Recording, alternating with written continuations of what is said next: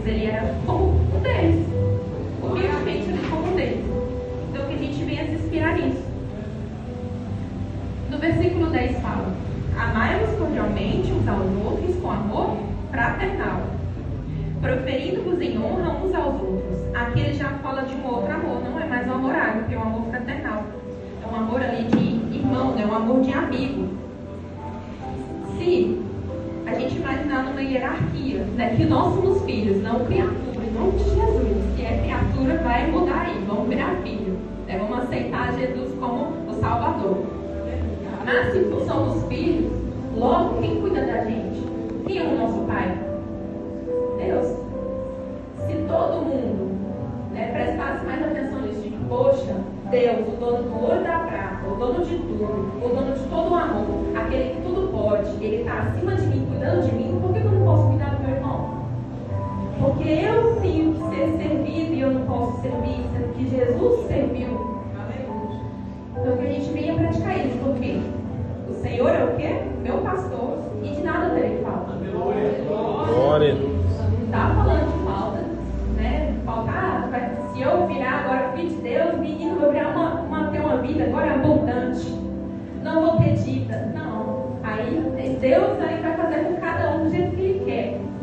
Porque senão que de não faltar é porque Deus, Ele é dono de tudo, Ele é tudo. Se você tem tudo, você não precisa de mais nada, porque você já tem Ele. Então tem que olhar nisso. Que Deus é o seu pastor, está cuidando de você, logo você pode sim cuidar do seu irmão. E outra coisa, além dessa questão aqui, tem o casamento. Quando a gente é casado, também que eu carrego esse impacto, o homem, ele é o líder espiritual na sua vida enquanto mulher. Então, se você está dentro de um casamento, o homem é seu líder espiritual. Então, é como se fosse Deus, seu esposo, você, seus filhos. Tem uma hierarquia. Tudo na vida tem uma hierarquia. E no mundo espiritual também vai ter. Então, o homem, ele é o líder espiritual da mulher. Então, vocês, homens, têm mais responsabilidade ainda do que a mulher. Então, vocês têm que andar muito mais na linha. Porque tudo vai contaminar a família de vocês. Se vocês não andarem na régua, não andarem na direção correta, a família de vocês que vai pagar a conta. Quem paga a conta. Porque como eu falei, tem hierarquia no mundo espiritual. E no mundo espiritual também tem legalidades. Você está vendo uma legalidade para Deus tocar em algumas coisas aí. Então, vigia. Glória.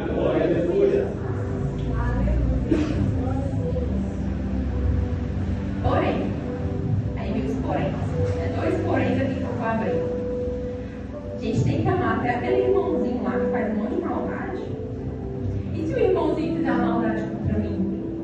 E agora? Tá falando que eu tenho um amor incondicional sobre todo mundo? Vou dar minha cara a tapa? E agora o que eu vou fazer? A Bíblia é o manual da vida. Ele falou, tá aqui escrito também as coisas que você tem que fazer nesses casos. Então aqui tem uma ressalva na questão do amor. Lá em 1 Coríntios 13:6 vai falar: o amor não se alegra com a injustiça, mas se alegra com a verdade. Então você tem que amar aquilo que é reto, aquilo que é justo, aquilo que é a verdade. Nós temos o maior exemplo de verdade. E Jesus fala: eu sou o caminho, a verdade e a vida. Então é esse que a gente tem que amar. Mas os outros a gente pode ter lá, né, um amor fraternal. Alguns a gente mantém a distância para não pecar. Mas que a gente aqui tenha esse cuidado de não amar as coisas injustas e não amar as coisas más. Tá? Então que a gente não ame isso. Amós 5,15 fala: o bem e o mal, amem o bem, estabeleçam a justiça, amor. Então que a gente venha amar ali somente o bem. Se você ama o mal, se você for em mente o mal, você está pecando. Pecando. Então ele fala na palavra muitas vezes a gente pegar o que? O irmão e exortar. Não é passar a mão na cabeça. Né? E Deus não passa a mão na cabeça. Às vezes nós, como pais e mães aqui na terra, a gente passa a mão na cabeça. Mas não está certo. Porque Deus não passa a mão na cabeça. Deus às vezes vem com um chicote mesmo. E agora, se for um irmão, congrega na igreja com você, pecar contra você, o que você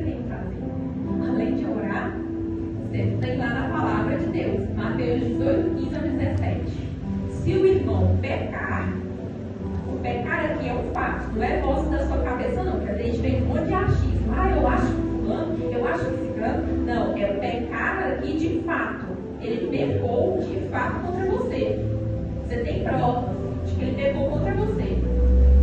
Vá e fale ali a sós com ele e mostre-lhe o erro. Então a primeira coisa que você tem que fazer: oi irmão, vem aqui, vamos conversar.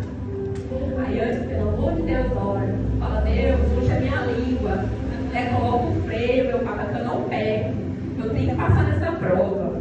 E aí você vai conversar com seu irmão, você vai se resolver com ele. Não resolveu, aí tem o resto aqui da palavra. Se ele ouvir, você ganhou seu irmão, então fim de papo. Mas se ele não ouvir, leve com ele mais um ou dois outros, porque qualquer acusação precisa ser confirmada pelo depoimento de duas ou três testemunhas. Amém.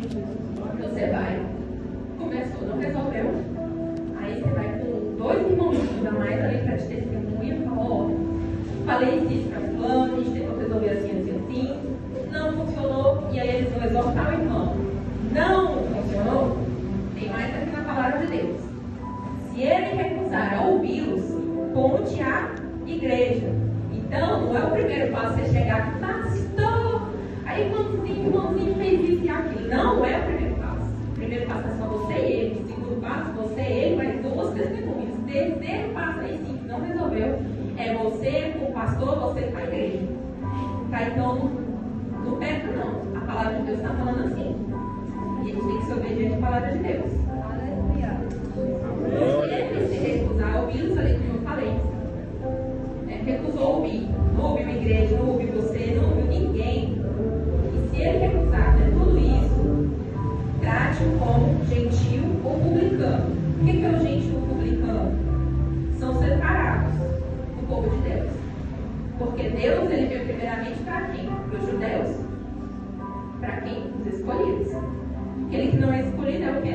O rejeitado. Então, trate ele como rejeitado, uma pessoa separada.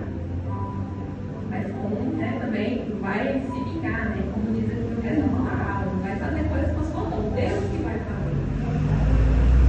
O versículo 11 vai falar: não sejais vagarosos com cuidado, sejam vigorosos no espírito, servindo ao Senhor. Aí, quando eu li esse versículo aqui, eu fui estudando, aí eu lembrei da conversa aqui que eu tive com a minha cunhada, falando sobre, às vezes, o filho obedece, mas às vezes obedece devagar. Eu disse: tu tem que entender. É que nem a gente também, né? Nós, mulheres, quando é casado, a gente fala uma coisa, a gente quer naquela hora. Tira o lixo. É naquela hora, naquele milésimo de segundo, é naquela hora que a gente quer. Aí o povo vai dizer: já vou. Passa 30 minutos. Já recolheu o lixo? Já vou. Eu tô indo. Aí vem a ira, né? Então, quando a pessoa faz algo devagar, você fica irado. Então, imagine Deus quando Ele dá uma ordem para você e você demora. Ira a Deus também. E aqui fala, se dizer que ser vagaroso, cuidado, é porque você está sendo ali devagar na obediência, logo você está desobedecendo. Você não está sendo obediente, você está fazendo como você quer, não como Deus quer, e não como o outro quer. Você está fazendo do seu jeito. Logo é rebeldia, se você faz do seu jeito, é desobediência. E aí a palavra de Deus vai falar também que Ele valoriza muito mais a obediência do que sacrifícios. Então não é só obedecer, é obedecer de forma imediata, o mais rápido que você puder. E aí ele fala aqui, em Samuel, 1 Samuel 15:22. Tem porventura o Senhor tanto prazer em holocaustos e sacrifícios, como em que se obedeça a palavra do Senhor? Eis que obedecer é melhor do que sacrificar, e o atender é melhor do que a gordura dos camelos. Então, assim, sacrifício. A gente se sacrifica. A gente se sacrifica por um filho, a gente se sacrifica por um propósito, a gente se sacrifica por um monte de coisa. Você pode ficar sequinho, emagrecer 15 quilos fazendo jejum. Se você não obedecer, não vai acontecer nada. Pode cair duro, desmaiar. Deus não vai ter misericórdia, porque você não é obediente. Então você primeiramente tem que obedecer. E aí Deus vai olhar o seu sacrifício. Porque se você não obedecer, você está sendo que nem a palavra de Deus falando de alguns. Sacrifício de tolo. Você está sendo tolo.